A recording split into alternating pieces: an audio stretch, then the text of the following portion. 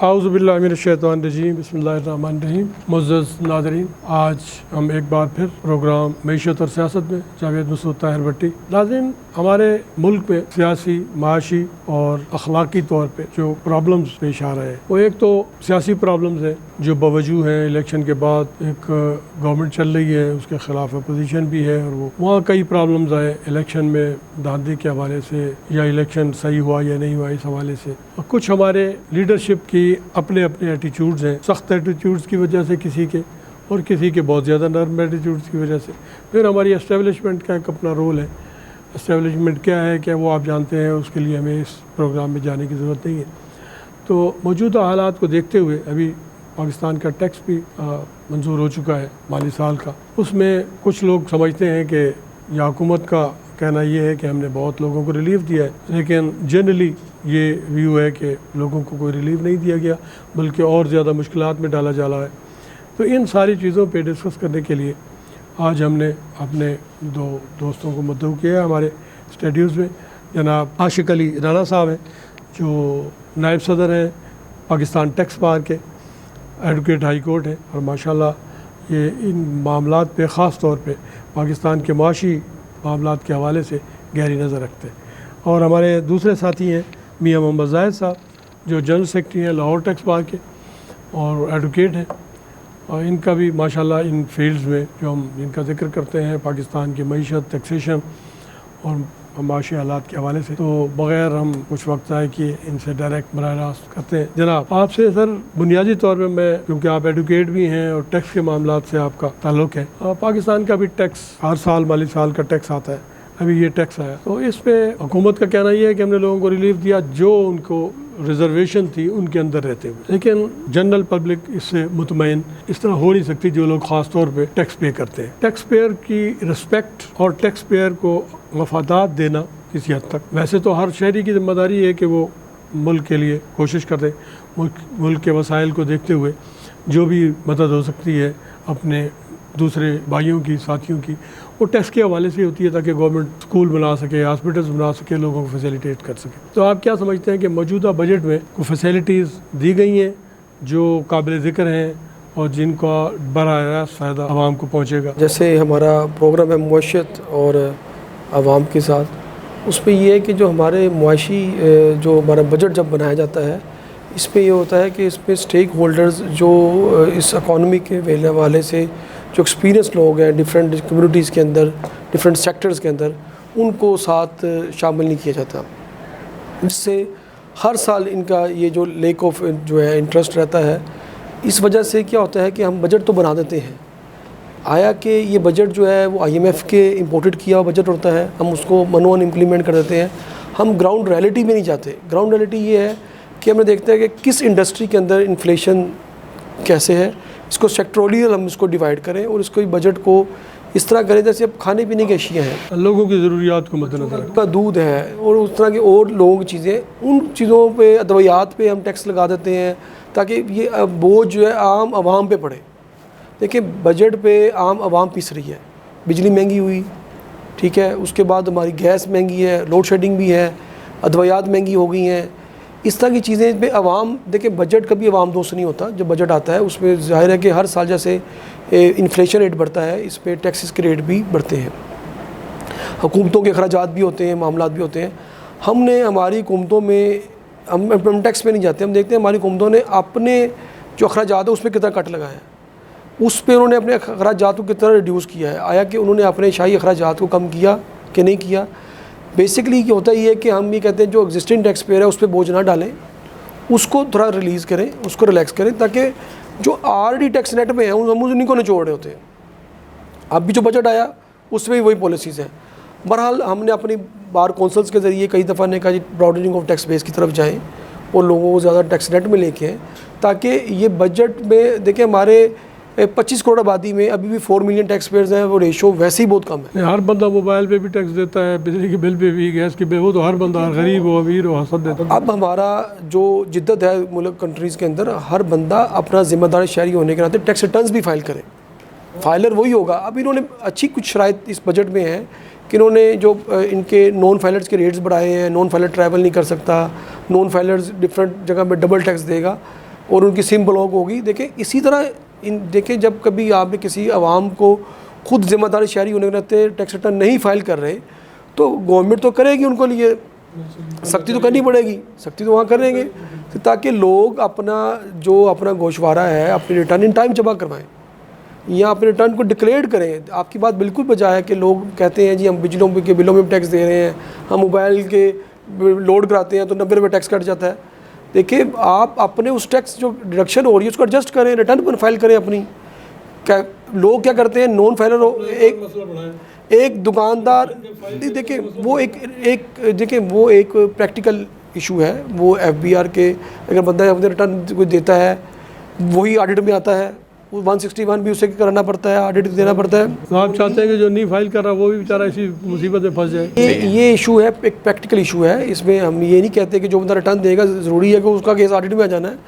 ये मामले हमारे ऑलरेडी जो मैनेजमेंट है FBR की, उनके साथ डिस्कस होते हैं कि आप एग्जिस्टिंग टैक्स पेयर्स को लीव दें। ये नहीं है कि आप वो उनका हर साल ऑडिट करें, उस चीज़ों में आएँ। अगर ये चीज़ें सोचेंगे, अगर ये हमारा इमेज सिर्फ ख़राब हुआ है आवाम के अंदर FBR का, FBR को चाहिए कि ऐसे फ्रेंडली पॉलिसीज़ बनाएं ताकि इनका जो इनका रिलेशनशिप है आवाम के साथ, वो एक आवाम दोस्त हो। आजकल जो डिजिटल इकानमी है उसको ज़्यादा फ़रोग़ दें, ताकि उसकी तरफ, ये बड़ी बात है ना, ताकि लोगों को जाना ही ना पड़े किसी के पास, वो खुद ही बैठ के जो कर सकता है वो तो करे ना। हाँ, ऐसी पॉलिसीज़ लेकर आएँ जो आसान फहम हो, लोग इजीली एक्सेस हो उनकी पोर्टल के अंदर और अपने रिटर्न्स को फाइल खुद भी कर सकें। किसी qualified chartered accountant, tax returns वाले लॉयर्स हैं, ITBs हैं, उनके पास जाएँ। बट पॉलिसीज़ ऐसी हों कि एग्जिस्टिंग टैक्स पेयर्स को रिलीफ दिया जाए। और मुल्क के अंदर देखिए कोई भी मुल्क जो है वो बगैर टैक्सेस के नहीं चल सकता। टैक्सेस देना, हर कंट्री टैक्स लेती है। यार डेवलपमेंट कैसे होगी, हॉस्पिटल स्कूल बनाने हो तो जो सवाल आपने शुरू में सही पैदा किया कि सहूलियात क्या हैं, सहूलियात देना ज़रूरी है। जैसे आप इंटरनेशनल कंट्रीज़ में देखें कि हर एक का एक इंश्योरेंस नंबर होता है, medical insurance, group insurance, social security.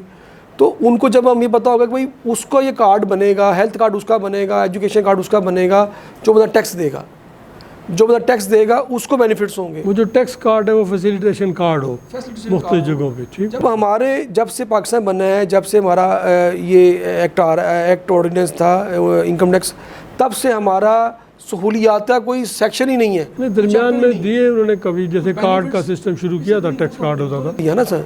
वो हमारा FBR के अंदर इसके चीज़ की इम्प्लीमेंटेशन, इसका बकायदा लॉ होना चाहिए।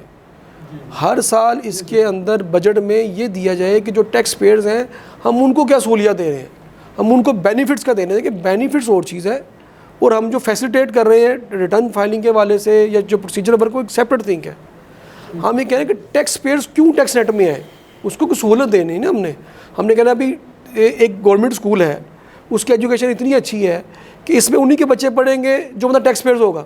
अगर आपने किसी गवर्नमेंट हॉस्पिटल में जाना है तो आपको पता हो कि भाई टैक्स पेयर्स के बच्चों या उनकी जो होनी है मेडिसिन होनी है या उसकी जो ट्रीटमेंट होनी है, मेडिकल ट्रीटमेंट होनी है, वो टैक्स बेनिफिट उस कार्ड की वजह से होनी है। आप कहते हैं कि क्लासेस हो जैसे जो बड़ा क्लासेस जो देखना एग्रीकल्चर वाला तो टैक्स देता ही नहीं है, तो वो तो ख़त्म।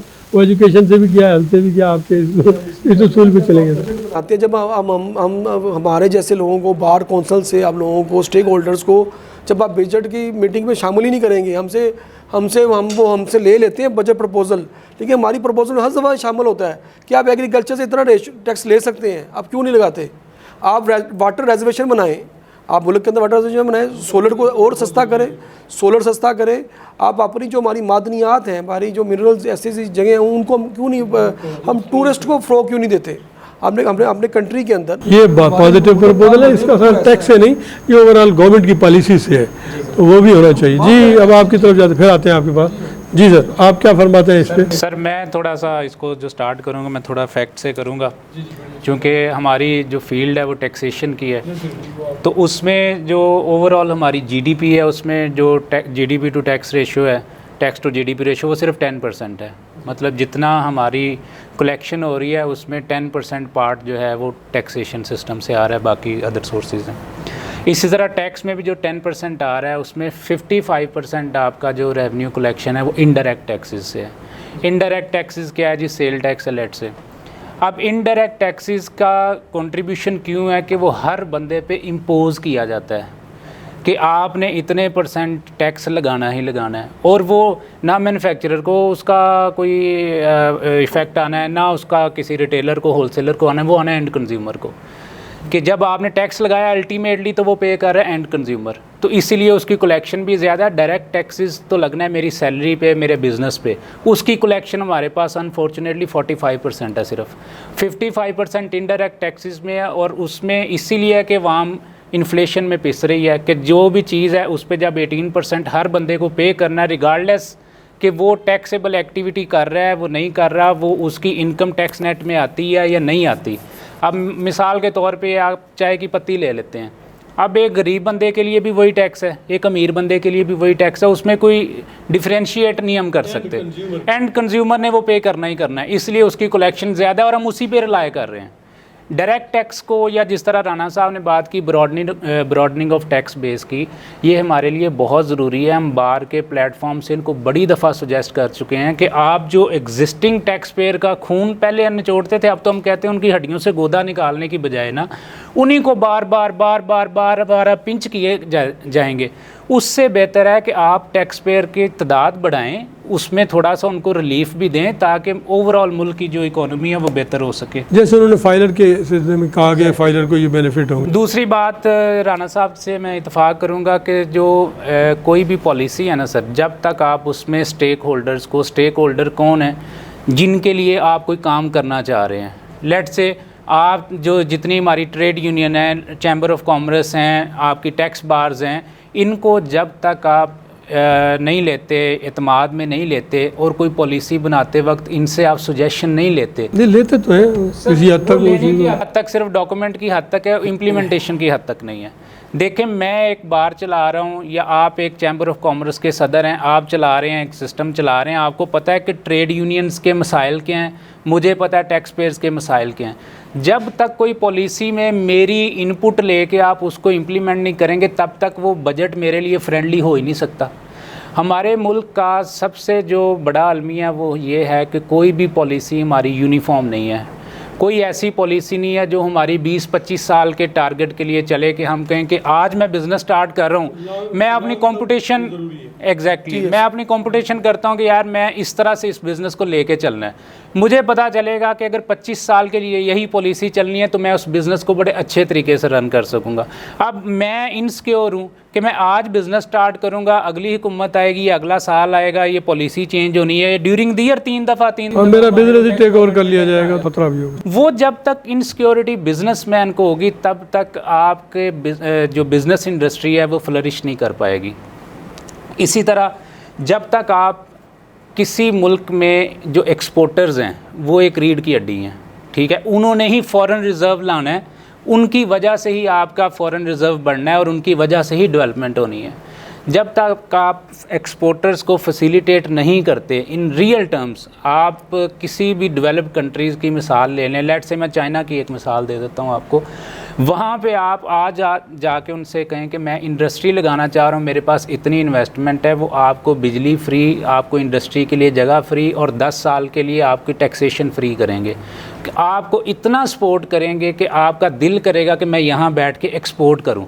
ठीक है, हमारे यहाँ अनफॉर्चुनेटली जब भी आपको काम करना चाहते हैं तो 25 इदारे हैं जो आपको आके ब्लैकमेल करेंगे, ये इस तरह से नहीं है। वजह हमारे पास कोई इन राइटिंग कोई गाइडलाइन ही नहीं है, हम बिजनेसमैन को कोई एक्सप्लेन ही नहीं कर पाते कि हमारी पॉलिसी क्या है, इसमें गवर्नमेंट ऑफ पंजाब का क्या रोल होगा, इसमें गवर्नमेंट ऑफ पाकिस्तान का क्या रोल होगा, क्या क्या चीज़ें हैं जो आपने इम्प्लीमेंट करनी है और आपको इस तरह से हम आपको इंसेंटिव देंगे, ऐसा कुछ नहीं है।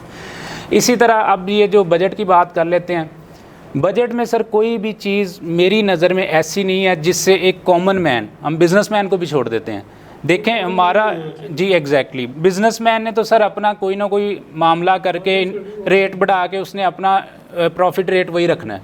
असल में पिसता है हमारा जो मिडिल क्लास तबका है और लोअर क्लास तबका है, जो चाहे वो टैक्स पेयर हैं या नहीं है, रिगार्डलेस ऑफ दैट।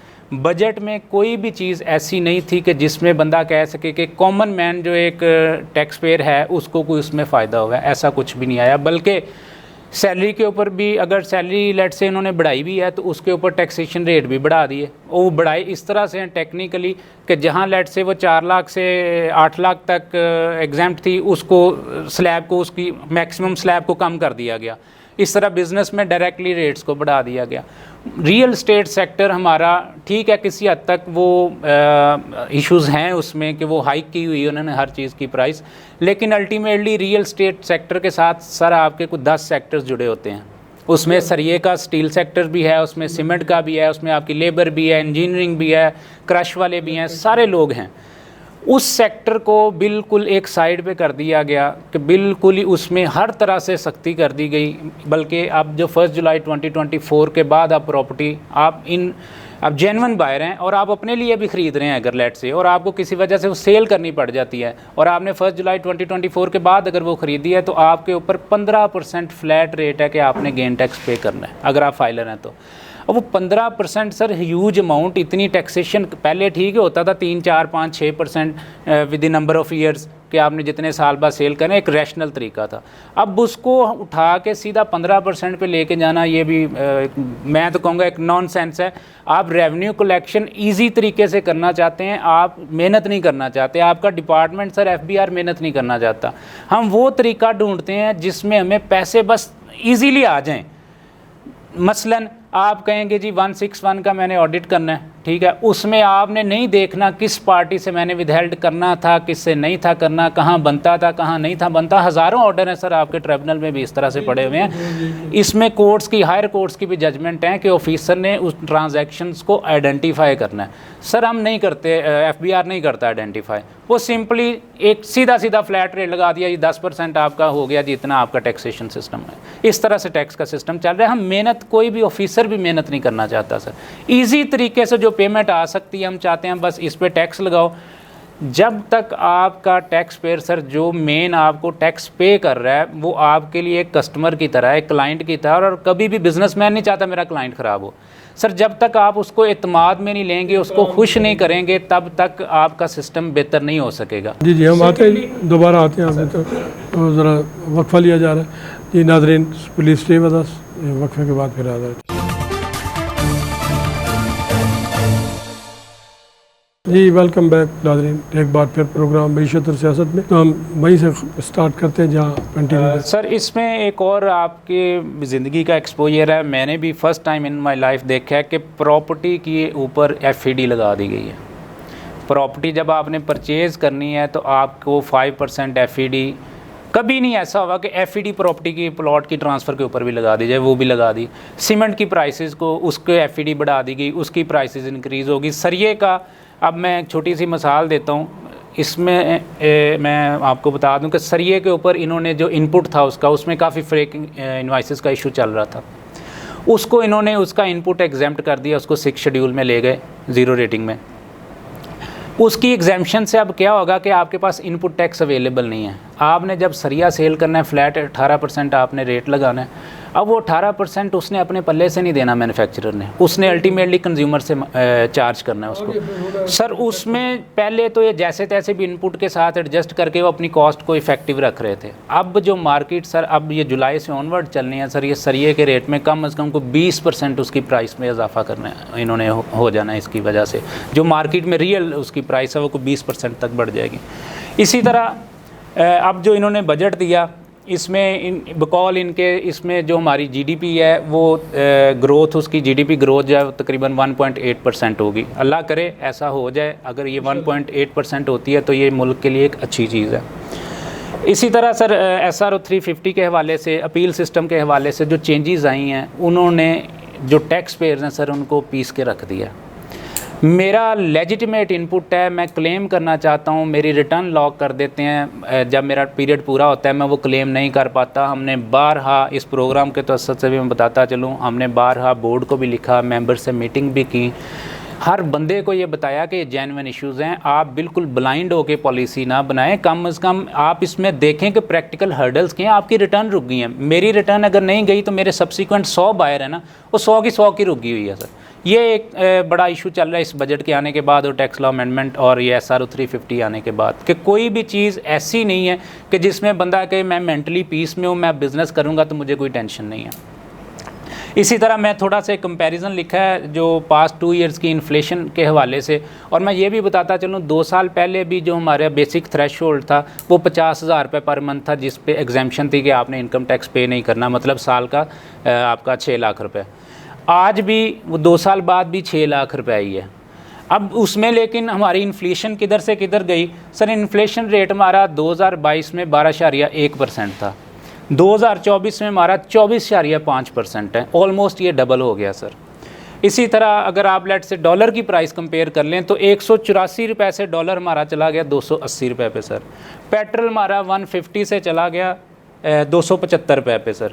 डीजल चला गया 144 से 284 रुपये। ये सारे प्राइसेस टॉप हैं जी सर, ऐसे ही है। अब शरह सूद सर पहले हमारी 12% थी, आज हमारी 20.5% है। इसी तरह एक औसतन आमदनी जो हमारी थी वो थी अपना $1778 2022 में, और आज सर $1680 है। मतलब कहने का कि आपकी इन्फ्लेशन आप किसी भी सेक्टर में देख लें वो प्राइसेस डबल हो गई हैं। ना तो हमारे टैक्स सिस्टम में उसमें कोई ऐसा चेंज आई कि जो 6 लाख थी सैलरी उसको 12 लाख तक, या जो 6 लाख बिजनेस इनकम थी उसको 12 लाख तक एग्जेम्प्ट करें, क्योंकि इन्फ्लेशन भी डबल हुई है। तो मेरे जब सर मेरी मज़दूर की तनख्वाह 37,000 रुपये है सर, इस दफ़ा इन्होंने मुकर्रर की 37,000 रुपये में इस इन्फ्लेशन के रेट में कोई भी इकोनॉमिस्ट पाकिस्तानी IMF का बंदा बजट बना के दिखा दे जी एक घर का बजट इस तरह से चल सकता है। इंतहाई ज़्यादती है सर हर सेक्टर से, चाहे वो टैक्सेशन का है चाहे वो इन्फ्लेशन का है। और ये सारा कुछ क्यों हो रहा है? कॉमन फिनोमेना है, IMF की पॉलिसी है सर। IMF की पॉलिसी क्यों है कि जब तक वो आपको देखें, मैं अगर आपको कर्जा देना है तो मैं देखूंगा आपकी वर्थ क्या है। अब उनको वर्थ दिखाने के लिए, अपनी कलेक्शन दिखाने के लिए हम इतने नए टैक्सेस लगा रहे हैं और इतनी हमारी रेवेन्यू कलेक्शन होगी और ये इंटरेस्ट और ये कर्जा हम आपको वापस दे सकते हैं। अल्टीमेटली गवर्नमेंट अपने खर्चों पे, जिस तरह राना साहब ने कहा, कट नहीं लगा रही, अवाम को कट लगाने हैं और उनका खून निचोड़ना सर। यही इस बजट में हुआ और यही पिछले सालों से होता आ रहा है। जी फिर आते हैं आप। जी सर, आप इस पे एक तो जनरल कमेंट कर दें, फिर उसके बाद हमारे पास टाइम भी लिमिटेड होता है तो हम फिर आगे जाते हैं। नहीं माशाल्लाह इन्होंने बड़ी फिगर के साथ बात की है, ये बड़ी बात है। मैं समझता हूँ कि बात वही है कि हमने क्या किया कि जो RD टैक्स दे रहे हैं हमने उन्हीं पे ही उन्हीं के लिए मुश्किलात पैदा कर दी। 350 SRO की बात की, जो एक्सपोर्टर्स हैं जो हमारी रीढ़ की हड्डी हैं, जो उनको हमने मिनिमम टैक्स पे ले आए, वो फाइनल डिस्चार्ज में थे, उनको हमने कहा भी आपका मिनिमम है 1% आपने एडवांस टैक्स भी देना है। फिर हमने देखना है, यानी कि उनका जो टैक्स 1% करता था वो उनका 2% हो गया। फिर उन्होंने उनकी जान फिर भी नहीं छोड़नी कि उन्होंने साल के एंड में अकाउंट्स बनाने हैं और अकाउंट्स देने हैं, और वो ऑडिट पे केस भी आ सकता है, उनका रिफ़ंड उनको मिलता नहीं, रिबेट हम उनको देते नहीं, और हम के हमारे फॉरेन रेमिटेंस बढ़ जाए, हमारे ज़रा मुबादला जो है वो बढ़ने चाहिए। वो कैसे बढ़ेंगे? हमारी पॉलिसीज़ ही कोई नहीं है। हम अपनी पॉलिसीज़ बनाते हुए किसी से मुशावरत ही नहीं करते। हम हमारी फेडरेशन यहाँ मौजूद हैं, चैम्बर ऑफ कॉमर्स हैं, आया कि आप उनसे मुशावरत तो करते हैं, मैं पहले भी कह चुका हूँ। एक्सपोर्टर्स के जो पहले ऑलरेडी मसाइल हैं वो उन मसाइलों को दूर करें। और दूसरी बात, हमारा जो फॉरेन इन्वेस्टर्स हैं जो यहाँ पे इन्वेस्टमेंट करना चाहते हैं, हमने उनको कदगन लगा दिया कि भाई आप यहाँ इन्वेस्टमेंट नहीं करनी, आपको आपके लिए हालात साजगार नहीं है, यहाँ दहशत गर्दी हो रही है। देखिए ना जी, अब जब मुल्क में अंदर इस्तेकाम होना, मुआशरत में इस्तेकाम तभी होता है जब हमारी सियासत के अंदर इस्तेकाम होगा। हाँ, ये बात करें जी। देखें दुनिया में भी डिस्टर्बेंसेस तो हैं हर जगह, उसको कैसे कंट्रोल करना है, तो वो एक फिनोमेना तो ये इकोनॉमी का भी है, लेकिन जनरल पॉलिटिकली उसके भी करना है जी। हमारी तमाम पॉलिटिकल पार्टीज़ को इस वक्त चाहिए कि मुआशरत तोफ चार्टर पे दस्तखत करें, एक ऐसा इकोनॉमिक चार्टर बनाएं जिसमें तमाम सियासी पार्टीज़ एक पेज पे हों। देखिए पाकिस्तान है तो ये पार्टीज़ और इनकी सियासत है। अगर पाकिस्तान को ये अल्लाह ना करे ये डिफ़ॉल्ट में ले जाते हैं, जो इनकी लड़ाई मामला झगड़े आपस में जो इनका रहता है कि हम धरना देंगे, हम ये करेंगे, इसी तरह मुल्क के अंदर इंडस्ट्री नहीं चलती। आज देखिए कितनी बड़ी इंडस्ट्रीज़ हमारी बंद होती जा रही हैं, कितनी अनएम्प्लॉयमेंट हो रही हैं, जिसकी वजह से लोग यंगस्टर जो हैं और लोग जो हैं बाहर जाने पे मजबूर हैं। तो हमें चाहिए कि अपने मुल्क के अंदर इंडस्ट्रीज़ को फ़रोग़ दें। लोकल मैन्युफैक्चरिंग को फ़रोग दें। ठीक है, आपने इंपोर्ट को बंद कर दिया, इंपोर्ट आपने बड़ी रेस्ट्रिक्ट कर दी है, लेकिन हम आप अपने मैन्युफैक्चरर्स को एक्सपोर्ट तब भी बढ़ेगी ना सर, जब हम अपनी इंटरनेशनल मार्केट में हमारी प्रोडक्ट कम्पीट करेगी। जब हमारा एक शर्ट बाहर जाती है, वो पड़ती है 100 पाउंड की, तो बांग्लादेश देता है 60 पाउंड में, तो वो लोगों ने अच्छी क्वालिटी और फाइन क्वालिटी 60 पाउंड में खरीदनी, हमारी तो प्रोडक्ट वहाँ पे चलेगी नहीं मार्केट में। तो हमारे यहाँ पे ज़राअत को हम फ़रोग दें। हमारा किन्नू जाता है, हमारा मैंगो जाता है, हमारी वेजिटेबल्स हैं और हमारा चावल है, तो है भी माशाल्लाह बहुत है हमारे यहाँ एग्रीकल्चर सेक्टर। क्वालिटी की एक्सपोर्ट दें ताकि हमारी पूरी दुनिया में एक्सपोर्ट बढ़े। हम अपने एक्सपोर्टर्स को बजाय मज़ीद फैसिलिटेट करने के इस बजट में हमने उन पे और मुश्किल गिरा दी है। तो हमें अपने जो हमारे ओवरसीज़ पाकिस्तानी लोकल जो वहाँ बैठे हुए हैं, हमें चाहिए उनको फैसिलिटेट करें, उनको यहाँ सहूलियत दें कि अपने मुल्क के अंदर वो अपनी इन्वेस्टमेंट को बेच के उन और ऐसी हमें देखें, हमें टैक्स एमनेस्टी की ज़रूरत है इस वक्त। हम टैक्स एमनेस्टी लेकर आएँ और ऐसी एक कैंपेन चलाएं जिसमें हम ये मुल्क को संवारें। मुल्क को संवारने के लिए सब लोग इकट्ठे हों। ये नारा कई मरतबा लगाया जाता रहा है, लेकिन उसको सही तरह से इम्प्लीमेंट किया जाए और अपनी शरह मौजूदा हालात के मुताबिक जाए। हमारी शरह सूद 22% से 20 आई है, 20 भी बहुत ज़्यादा है, इसको सिंगल डिजिट पे लेके आएँ ताकि जो नई कंपनी बने, नई मैन्युफैक्चर यहाँ पे आए, उसको जब तक हम अपने आसान फहम पे कर्जा नहीं देंगे, इंडस्ट्री को फ़रोग नहीं करेंगे, उसको बिजली सस्ती नहीं देंगे। देखिए बिजली हर 5 दिन बाद 7 रुपये यूनिट महंगी हो जाती है। तो इन हालात में हमारी उसके सेक्टर बढ़ाएं, ख़ास तौर पे हमारा जो सोलर सेक्टर है या उसको ख़ास तौर पे तरजीह ज़्यादा दें। पॉलिसीज़ के अंदर जो है कंसिस्टेंसी नहीं है। आज हमारी पॉलिसीज़ कुछ है, हमारी हफ्ते बाद पॉलिसीज़ कुछ होती हैं। हमारा इंटरनेशनली जो मैं इंटरनेशनल एयर एसोसिएशन का प्रेसिडेंट भी हूँ, हमारी इंटरनेशनल जो डिफरेंट कंट्रीज़ में हमारे डेलीगेशन जाते हैं, हम उनके जो बिजनेसमैन लोग हैं उनसे मुलाकातें करते हैं और उनसे कहते हैं कि हमारे मुल्क के अंदर इन्वेस्टमेंट्स करें। कई ऐसी कॉन्फ्रेंसेस में और मीटिंग्स में मैंने उनको अटेंड किया और मैंने अपनी सजेशन दी कि हमारे मुल्क के अंदर आए, बड़ा माहौल है, आप इन्वेस्टमेंट करें। उनका ये होता है कि आपके मुल्क के अंदर कभी भी कोई नया एसआर हो जाता है, हम अपनी प्लानिंग करते हैं, हम 5 साल की, हम 10 साल की प्लानिंग करके वहाँ इन्वेस्टमेंट करने का सोचते हैं, तो वहाँ पॉलिसीज़ अगले दिन बदली होती हैं। तो कंसिस्टेंसी और पॉलिसीज़ होना बहुत ज़रूरी है। लोगों ने टैक्स मैनेजमेंट करनी है, हमारे यहाँ मैनेजमेंट ही नहीं है। हमारे यहाँ पता नहीं आज हुकूमत है, कल हुकूमत नहीं होनी, तो हमारी पॉलिसीज़ बदल जाती हैं। हमें चाहिए कि हम इसमें जो ऐसे कम अज़ कम ये जो इश्यूज़ हैं, सिक्योरिटी इशू, इकोनॉमिक इश्यूज़ पे तो कम अज़ कम होता है। जी जाहिर साहब, अब जाहिर साहब की तरफ जाते हैं। 10 साल की पॉलिसीज़ ये बनाए। जी जाहिर साहब, सियासी तौर पे आप क्या समझते हैं ये सारे फिगर के बाद कि ये जो मौजूदा पॉलिटिकल सेटअप है, ये डिस्टर्बेंस है, ये सही हो सकेगा मादी करीब में? हालात बेहतर हो सकते हैं? देखिए सूरत हाल मुल्क में, क्योंकि पब्लिक ने तो कोई एजिटेशन नहीं किया, चल रही है और जिस तरह से एक महंगाई का बम आवाम पे गिराया हुआ है, फ़िलहाल तो नियर फ्यूचर में ऐसी कोई चीज़, बल्कि आजकल तो ये खबरें आ रही हैं, एक हुकूमत आज गई, कल गई, हफ्ते बाद गई, 18 महीने बाद गई। मतलब जब तक ये चीज़ें होंगी, मैं अगर चाहे मैं फ़ॉरेन इन्वेस्टर हूँ या मैं डोमेस्टिक इन्वेस्टर हूँ, मैं कोई भी काम ऐसा नहीं करूँगा जिससे मुझे पता चले यार हुकूमत चेंज हो गई, मार्शल लॉ लग गया। हमारे तो ये ट्रेंड है ना कि किसी को हुकूमत नहीं पूरी करने देनी, 2-4 साल गुजरने हैं, या हमारी फ़ौज की हुकूमत आ जानी है, या दूसरी किसी और पार्टी की आ जानी है, या कोई बाई इलेक्शंस आ जाने हैं। किसी भी चीज़ में कोई ऐसा मतलब स्टेबिलिटी नहीं है कि जिस पे कोई बिजनेसमैन ट्रस्ट कर सके, रिलाय कर सके। फ़ॉरेन इन्वेस्टमेंट की राना साहब ने बात की, फ़ॉरेन इन्वेस्टर देखें सर, चाइना की मैं मिसाल देता हूँ। चाइनीज़ हमारे पास बहुत बड़े बड़े इन्वेस्टर इस मुल्क में मौजूद हैं। पिछले 6 माह से उनको उनके प्रीमिसेस से बाहर निकलने की इजाज़त नहीं है सर।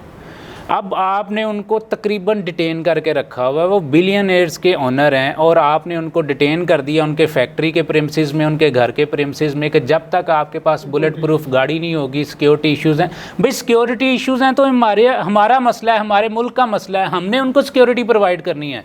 अब आप उनको कहेंगे जी बुलेट प्रूफ गाड़ी लेके आएँ, वो कहाँ से अपने वर्कर्स के लिए, ऑनर्स के लिए और बाकी स्टाफ के लिए आपको हर दफ़ा बुलेट प्रूफ गाड़ी में लेके बाहर निकले? आपने अगर उनको प्रोटेक्ट नहीं करना फ़ॉरेन इन्वेस्टर्स को, तो फॉरेन इन्वेस्टर तो कभी रिलाय नहीं करेगा।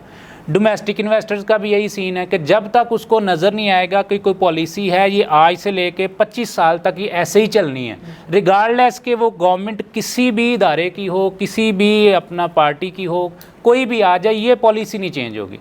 जब तक सर हम इन चीज़ों पे नहीं आएंगे और आवाम को डायरेक्ट रिलीफ देने का नहीं सोचेंगे, तब तक हालात कैसे बेहतर हो सकते हैं? जी जैसा। जी, मैं बिल्कुल, बात यही है कि मुल्क के अंदर जब तक हमारी अनसर्टेबिलिटी होगी, मुल्क के अंदर बदअमनी होगी, जो और हमारे जो सिक्योरिटीज़ के इश्यूज़ होंगे। भी काम हो रहा है, सारी चीज़ों पे काम तो हो रहा है, लेकिन आप क्या समझते हैं कि ये जो इन्वेस्टमेंट की आपने बार बार बात की कि ये इन्वेस्टमेंट का इफ़ेक्ट डुअल होता है ना, एक तरफ तो वो आपको पॉजिटिव इन्वेस्टमेंट भी है, फिर नेगेटिव इन्वेस्टमेंट भी होती है।